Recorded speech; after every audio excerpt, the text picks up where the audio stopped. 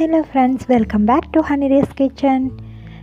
தினமும் காலையில் எந்திரிச்சதுமே பாலை அடுப்பில் வச்சுட்டு டீ வச்சுருவேங்க. டீ வச்சு முடித்தோடனே அந்த டீ ஒரு கப் ஊற்றிட்டு வெளியே போய் உட்காந்து அந்த டீயை ஃபுல்லாக நல்லா ரசித்து குடிக்கணும். இதுதான் டெய்லி ரொட்டீனாக நான் பண்ணுற வேலை. காலையில் டெய்லி எழுந்திரிச்சி இந்த மாதிரி டீ குடிக்கும்போது ரூம்குள்ளேயே குடிக்காமல் கொஞ்சம் அப்படியே வாசலில் போய் குடித்தோம்னா ரொம்பவே ரிலாக்ஸாக இருக்கும். நீங்களும் இந்த மாதிரி ட்ரை பண்ணி பாருங்கள். இப்போ எங்கள் வீட்டு வாசலில் தான் நான் போய் டீ குடிக்க போகிறேன்.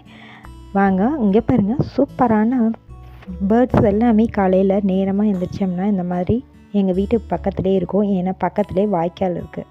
ஸோ ரொம்பவே அழகான பேர்ட்ஸ் எல்லாமே இருக்கும். அது மட்டும் இல்லாமல் காலையில் எழுந்ததுமே நான் வெளியே கொஞ்சம் அரிசி வச்சுருவேன் குருவி சாப்பிட்றதுக்காக. அடுத்ததாக இன்றைக்கி நான் பசங்களுக்கு பூரியும் ஒரு சோயா சங்க் கிரேவியும் செய்ய போகிறேன். அது ரொம்பவே ஈஸியானது, அதனால இன்றைக்கி அதை செலக்ட் பண்ணியிருக்கேன். ஃபஸ்ட்டு ஒரு கடாயில் எண்ணெய் ஊற்றிக்கோங்க. எண்ணெய் கொஞ்சம் காஞ்சதும் அதில் நம்ம எப்பவும் போல் கடுகு கருவேப்பிலை போட்டு தாளித்து விட்டுக்கலாம். பாருங்கள், எண்ணெய் நல்லா காஞ்சதும் பாருங்கள், கடுகு நல்லா வெடிக்க விடுங்க. கடுகு வெடித்ததுக்கப்புறமா கருவேப்பிலையை போடுங்க. இந்த கடுகு கருவேப்பிலையும் கொடுக்குற ஃப்ளேவர் ரொம்பவே அட்டகாசமாக இருக்கும். அதனால தான் எப்போவுமே கடுகு வெடித்தது கருவேப்பிலை போடுறோம். அடுத்தது நீளமாக நறுக்கி வச்சுருக்க வெங்காயம், பெரிய வெங்காயம் தான் சேர்த்துக்கிறேன். இந்த வெங்காயம் நல்லா கொஞ்சமாக வதங்க விடுங்க. வெங்காயம் நல்லா வதங்கினதுக்கு பின்னாடி நம்ம தக்காளியை சேர்த்துக்கலாம். நான் 2 தக்காளி சேர்த்துருக்கேன். இதுக்காக 1.5 பெரிய வெங்காயம் சேர்த்துருக்கேன். இதில் 2 சின்ன தக்காளியாக சேர்த்துருக்கேன். தக்காளி நல்லா பழுத்ததாக போடுங்க, ரொம்பவே டேஸ்ட்டாக இருக்கும். இதையும் நல்லா வதக்கிக்கோங்க. தக்காளி வெங்காயம் ரெண்டும் நல்லா வதங்கினதுக்கு பின்னாடி நம்ம மசாலா பொருட்கள் சேர்த்துக்கலாம். மசாலானா ரொம்ப அதிகமாக மசாலா இல்லைங்க. இந்த ரெசிபிக்கு ரொம்பவே குறைவான மசாலா தான். அது மட்டும் இல்லாமல் ரொம்ப லைட்டான கிரேவி. இது ரொம்ப ஒரு மசாலா ஃப்ளேவரில் இருக்காது. பாருங்கள், கொஞ்சமாக மிளகாய் தூளும் கொஞ்சமாக மஞ்சத்தூள் மட்டும் போட்டுக்கலாம், போதும். வேறு எந்த மசாலாவும் நான் இதில் சேர்த்தலை. கரம் மசாலா அந்த மாதிரி எந்த மசாலாவும் இதில் நான் சேர்த்தலை. ரொம்பவே லைட்டான கிரேவி இது, ஆனால் ரிச்சான கிரேவி. பாருங்கள், இதை நல்லா கலக்கி விடுங்க.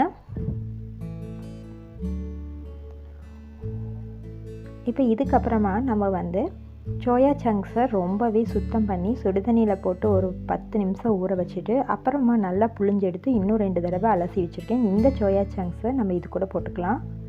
நான் சின்ன சோயா சங்க்ஸ் யூஸ் பண்ணுறங்காட்டி அப்படியே போட்டேன்.